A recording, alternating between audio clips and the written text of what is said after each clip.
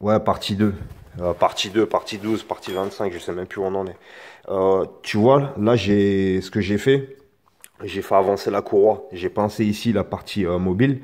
Et j'ai fait avancer la courroie, ce qui m'a permis d'avoir du jeu ici pour pouvoir enlever la rondelle, là, si je l'avais. Je dois en avoir une quelque part, mais j'ai pas envie de m'embêter à aller la chercher.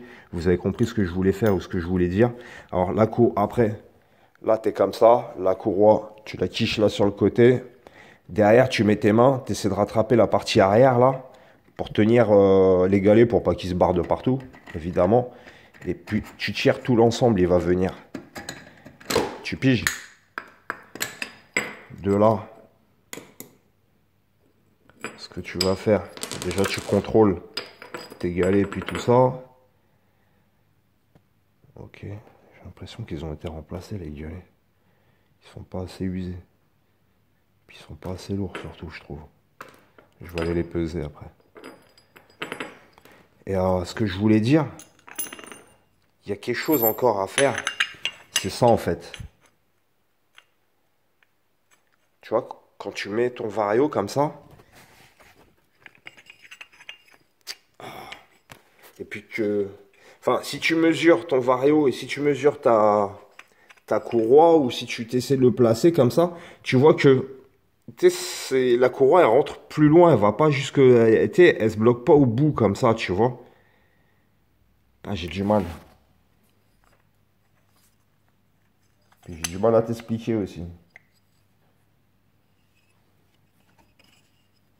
Ah, mais c'est pareil, non, j'étais bien placé. Et tu vois, tu te rends compte, bon, la courroie, là, elle doit être bien bouffée, hein, si ça se trouve. Hein. Mais même, je sais que ça va pas bien en bout. Alors, ce que j'avais déjà fait,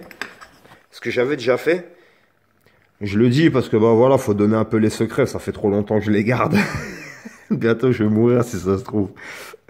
En fait, là, tu prends une lime et tu mets bien à plat, ou tu poses ça sur un marbre avec une feuille à papier de verre, et puis tu fais des huit comme ça, tu vois. Ce qui va te permettre de faire sauter l'épaisseur qu'il y a là, là.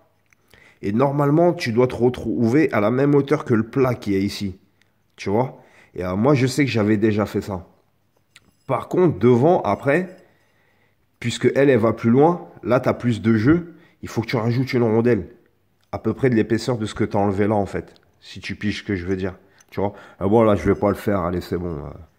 Voilà, on n'est pas là pour gagner. Il va pas monter à 200 le scooter, quoi qu'il arrive. Ok. Bon, bah voilà. Mais par contre, bon, bah, si vous voulez le faire, vous pouvez. Des joues fixes qui traînent, j'en ai pas sans ça. Parce que je sais que j'en avais une qui traînait, mais je sais pas où est-ce qu'elle est. Et elle a été déjà préparée. C'était une joue fixe que j'avais à l'ancienne. En plus, elle n'est pas forcément plus belle que celle-là. Enfin bref. Bon, si vous avez envie de le faire, vous prenez un marbre double face collé sur du papier abrasif, du papier à poncer. Vous faites des 8 bien à plat. Récupérez le plat qu'il y a ici. Vous poncez de là jusqu'à là. Et vous remontez ça avec une rondelle en plus. Ici, une rondelle à peu près de 1,5 d'épaisseur ou un truc comme ça. Vous mesurez si vous avez ce qu'il faut pour mesurer. Et puis, bah voilà, nickel quoi. Bon, bah moi je remonte tout ça et puis bon, bah je vous dis à plus tard. On fera peut-être les essais ensemble. Allez, bye, ciao. Ciao, ciao la famille. Yeah. Ouais, ouais, ouais.